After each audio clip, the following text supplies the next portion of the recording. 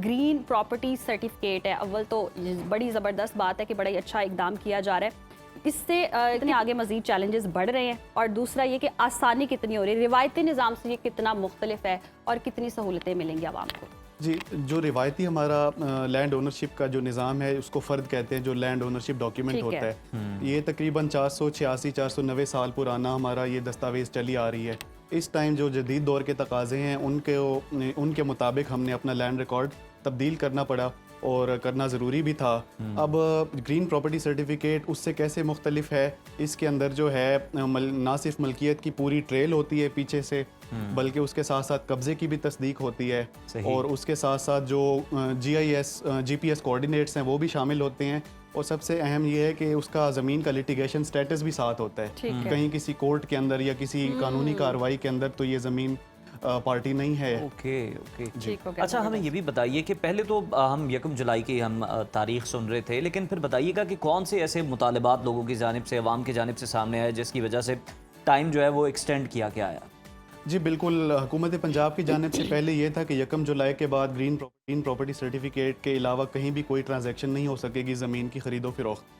लेकिन जब ये इम्प्लीमेंट हो गया तो अवामी हलकों से तकरीबन हर शोबा ज़िंदगी से ये ऑब्जर्वेशन आई कि कुछ लोगों ने एमरजेंसी में ट्रांजैक्शन करनी होती है। कोई ओवरसीज़ पाकिस्तानी है, किसी का बैंक का लोन है, किसी का किसान कार्ड है, किसी का यानी कोई भी इनकम्बरेंस हो सकती है। तो उस मसले को हल करने के लिए हमें आर्जी तौर पे कोई ऐसा सोल्यूशन दिया जाए कि ग्रीन प्रॉपर्टी सर्टिफिकेट भी इम्प्लीमेंट हो, लेकिन साथ में लोगों को भी वे आउट दिया जाए। बेशक फिर थोड़े टाइम बाद आप इसको कम्प्लीटली इम्प्लीमेंट कर लें। बड़ी ज़बरदस्त बात। अच्छा, हम ये भी देखते हैं कि ज़मीन के तनाज़ात बरसों से चले आ रहे हैं। कोई मुंतकिली हो तो प्रॉब्लम है, या जाली होने का प्रॉब्लम है, या फिर कब्ज़ा के हवाले से बड़े प्रॉब्लम्स आते हैं। अब ये जो डिजिटल निज़ाम आ रहा है QR कोड के ज़रिए, कितना शफाफ होगा और कितना ईजी होगा लोगों की एक्सेस में कि लोग आसानी से इसको डील कर सकेंगे?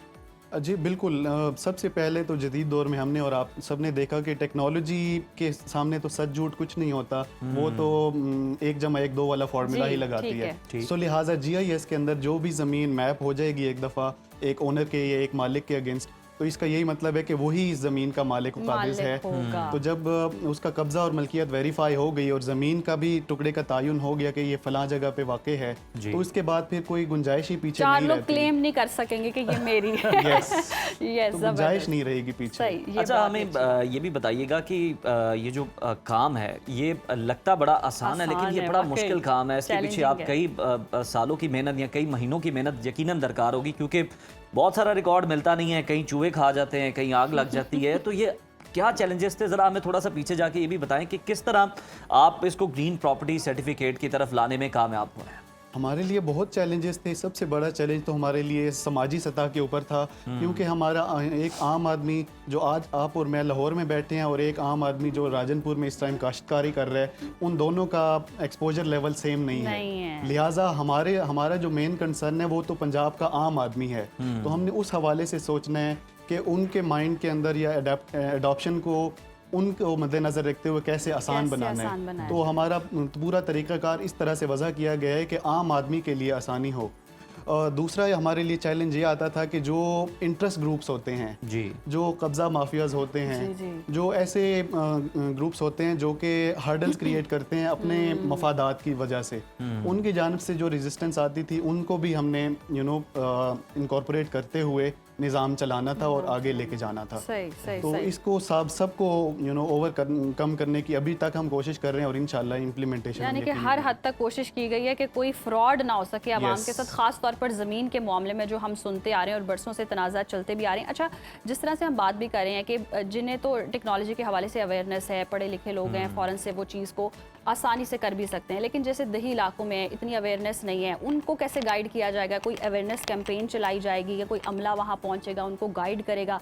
किस तरह से हो जाएगा? जैसे एक किसान है, अब उसको क्या पता कि डिजिटली कैसे प्रोसेस करनी है? जी बिल्कुल, एक तो ये है कि PLRA का जो अपना सोशल मीडिया है, पंजाब लैंड रिकॉर्ड अथॉरिटी का, उसके ऊपर हम तकरीबन 3 माह से कैंपेन मुसलसल चला रहे हैं। ज़बरदस्त। अब जाहिर सी बात है, जैसे आपने बताया कि हर आदमी तक या गाँव के बैठे हर बंदे तक इंटरनेट की रसाई नहीं है, तो उसके लिए फिर हमने ये तरीका सोचा है कि पंजाब लैंड रिकॉर्ड अथॉरिटी हर कानून गोई लेवल पे, कानून गोई का मतलब है कि 4-5 देहात मिला के एक कानून गोई बनती है तकरीबन। सही।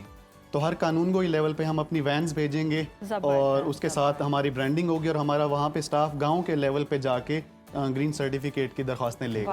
अच्छा, ये भी बताइएगा फैसल साहब, क्या जो गलतियाँ मौजूद थी पुराने डॉक्यूमेंट्स के अंदर, तो जब ये डिजिटल हो रही होंगी, ग्रीन सर्टिफिकेट की तरफ आ रही होंगी, तो इस्लाह का भी उसमें मौका मिल सकेगा या एज इट इज़ ही वो रिकॉर्ड जो है वो डिजिटल हो जाएगा? नहीं, बिल्कुल उसकी इस्लाह किए बगैर वो डिजिटल होगा ही नहीं ग्रीन सर्टिफिकेट के अम्ब्रेला के अंदर।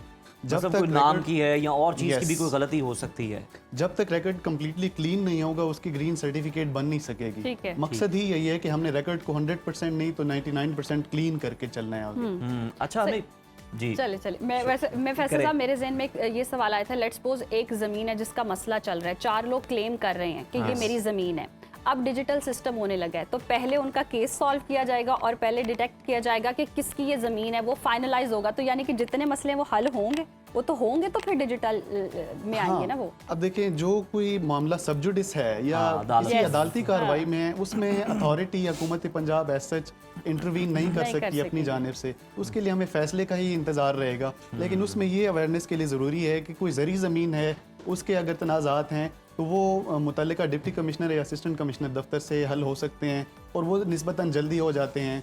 और उसके अलावा जो शहरी ज़मीनों के तनाज़ात हैं वो सिविल कोर्ट से होते हैं। अच्छा फैसल साहब, एक और लोगों का बड़ा अहम मसला है ये ख़ास तौर पर सोसाइटीज़ के हवाले से। आपको पता है अब तो छोटे शहरों में भी सोसाइटीज़ बन रही हैं, फ़ाइल सिस्टम चलता है और कोई वाली वारिस भी नहीं होता, कल को कोई प्रॉब्लम हो जाए। इनके लिए क्या किया जा रहा है? क्योंकि बहुत सारे लोग जो हैं वो फ्रॉड का शिकार भी हुए, नैब कार्रवाइयाँ भी कर रहा है, लेकिन लोग फिर भी जो है अभी भी परेशान है। इनके लिए भी कोई आप आगे चलकर ग्रीन प्रॉपर्टी की तरह कोई सर्टिफिकेट की तरह कोई इनकलाबी कदम उठा रहे हैं? जी बिल्कुल। हाउसिंग सोसाइटीज़ या रियल इस्टेट सेक्टर के हवाले से हुकूमत पंजाब एक नया कानून ला रही है जिसका मुसवदा तैयार हो चुका है और हमने जो जितने भी रेलिवेंट स्टेक होल्डर्स हैं, रियल इस्टेट सेक्टर के हैं या फिर जनरल पब्लिक है, उनके साथ कंसल्टेशन सेशंस हमारे हो चुके हैं और मज़ीद भी इन पाइपलाइन इन प्रोग्रेस हैं। सही। मकसद हमारा ये है कि रियल इस्टेट सेक्टर के अंदर जो एक्चुअल क्लीन बिजनेस करने वाले लोग हैं उनको फैसिलिटेट किया जाए, उनके लिए मज़ीद हर्डल्स क्रिएट ना किया जाएँ और and at the same time जो कंज्यूमर है, जो आम आदमी है जो वहाँ पे अपना घर बनाना चाहता है, उसको भी प्रोटेक्ट किया जाए। तो उसके तहत हमारा जो सबसे पहला फोकस पॉइंट है वो यही है कि जो फ़ाइल वाली ट्रांजैक्शंस हैं या फाइल्स वाले सिस्टम है हाउसिंग सोसाइटीज़ के अंदर, उसको बंद किया जाए या बैन किया जाए। सही। अच्छा, जिस तरह से आप QR कोड्स लगा रहे हैं, स्टिकर्स लगा रहे हैं और जब जाते हैं क्या चैलेंजेस फेस करने पड़ते हैं, लोग रेजिस्ट भी करते हैं कि क्यों है, कैसे है, तो उनका कितना नुकसान होगा अगर वो ये चीज़ नहीं कर रहे हैं? यू सी, हम किसी भी गांव के अंदर मिसाल है एक ज़मीन का सर्वे करने जाते हैं तो वहाँ लोगों के आपस में खानगी तनाज़ात होते हैं जो इनफॉर्मल होते हैं, जो रिकॉर्ड के अंदर रिफ्लेक्ट नहीं हो रहे होते हैं। अब जब हम सर्वे के लिए जाते हैं तो वो आपस में ज़मीन के यानी उस सर्वे के दौरान ही उनकी लड़ाई हो जाती है या सर्वे होने नहीं देते, जबकि कानूनी तौर पे कोई कदगन होता नहीं है, या कोई भी ऐसी सिचुएशन जो आम तौर पे ग्रीन सर्टिफिकेट के अंदर प्रोसेस में कोई हर्डल नहीं है लेकिन लोगों के आपस में इनफॉर्मल इश्यूज की वजह से हर्डल्स बन जाते हैं। तो वो एक मामला है, उसमें फिर हम केस टू केस बेसिस उसका हल। अच्छा फैसल साहब, रिफ्रेशर कोर्स भी करवा देते हैं, हम पहले भी ये डिस्कस कर चुके हैं, लेकिन एक बार फिर से ऑडियंस के लिए जिन्होंने शायद ये पहली दफ़ा वो देख रहे हो, बता दें कि आप या मैं या कोई आम शख्स गया है ग्रीन प्रॉपर्टी सर्टिफिकेट लेने के लिए, उसने कौन से डॉक्यूमेंट्स जो हैं वो लेके जाने हैं, तरीका क्या होगा स्टेप बाय स्टेप, लास्टली हमें ये बता दें। जी बिल्कुल। कोई भी शहरी अगर अपना ग्रीन सर्टिफिकेट बनवाना चाहता है तो वो अपने अराजी रिकॉर्ड सेंटर या अपने मुतल्लिका पटवारी दफ्तर या फिर जो अराजी मुआविन की सहूलियात हैं आम वेंडर्स के पास हमारी, उनके पास जाके अपनी मलकियत की दस्तावेज़ और अपना शनाख्ती कार्ड ले जाएगा, वहाँ पे अपनी दरख्वास्त इनिशिएट करेगा यानी शुरू करेगा अपना बायोमेट्रिक देने के बाद। उसके बाद उनकी मलकियत की तस्दीक होगी, फिर कब्ज़े की तस्दीक के लिए सर्वे होगा, फिर उसके ज़मीन के जो नेबर्स हैं जो आसपास की ज़मीन के मालकान हैं उनसे गवाही ली जाएगी कि आया यही आदमी ही मालिक को काबिज है या नहीं, ताकि कोई रखना ना रहे निज़ाम के अंदर। उसके बाद जो है 15 दिन के लिए हम पब्लिक प्रोक्लेमेशन पे डाल देते हैं कि अगर पूरे पंजाब में किसी को भी इस केस के ऊपर एतराज़ है तो 15 दिन के अंदर अपना एतराज़ दायर करें। ठीक, उसके बाद फिर सर्टिफिकेट। और ये कितना वक्त लग जाता है इस सब में? तकरीबन 3 से 4 हफ्ते। 3 से 4 हफ्ते। सर्टिफिकेट की कोई वैलिडिटी भी है कि कुछ सालों तक ये वैलिड रहेगा? ये हमेशा के लिए वैलिड है, हमेशा के लिए वैलिड रहेगा। बहुत जबरदस्त, बहुत शुक्रिया फैसल साहब आपका। वाकई जी बहुत अच्छा इकदाम, मुझे तो सुन के बहुत खुशी हो रही है डिस्कस करके भी कि जमीनों के मसले हल हो जाएंगे। बड़े-बड़े पढ़े लिखे लोग हैं, ज्यादातर को ये नहीं समझ आती ये डॉक्यूमेंट है क्या। जब अब एक ग्रीन प्रॉपर्टी सर्टिफिकेट आ जाएगा तो वो सबके लिए इजी है, ट्रांसपेरेंट है और उसमें फ्रॉड के भी जो इम्कानात है वो बहुत कम है।